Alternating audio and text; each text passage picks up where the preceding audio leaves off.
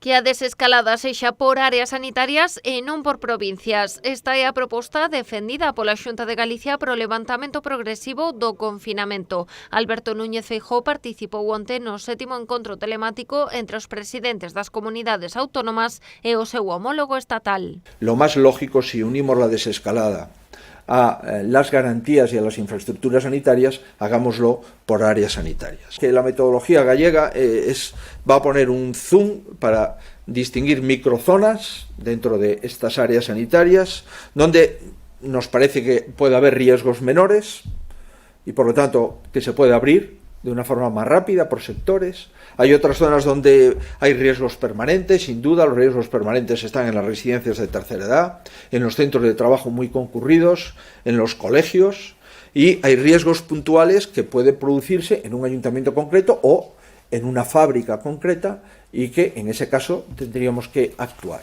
O presidente galego aposta tamén porque o Goberno central manteña a xestión da pandemia do COVID-19 e a planificación da desescalada con criterios claros, aínda que reclamou que exista unha cláusula de salvagarda territorial para as autonomías. Por lo tanto, si planteamos una cláusula de salvaguarda territorial, las comunidades autónomas podremos decidir con comunicación previa al Gobierno central, pero podremos decidir con cierta flexibilidad la apertura de los sectores económicos de acuerdo con nuestra propia situación sanitaria y con nuestra propia situación geográfica. Outra das propostas da Xunta é o establecemento dunha escala de risco por zonas, así como un desconfinamento segmentado por actividades económicas e con criterios demográficos.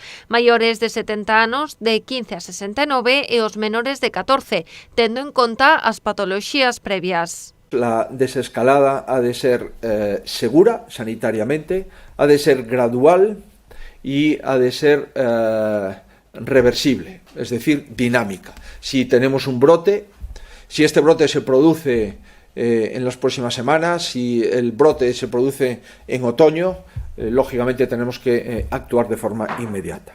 Reactivar a automoción, os concesionarios e os talleres con cita previa e os mercados agrícolas e de abastos é outra das demandas de Núñez Feijóo, que urxiu a establecer un protocolo para que os restaurantes e comerciantes poidan preparar a porta pechada á súa reapertura.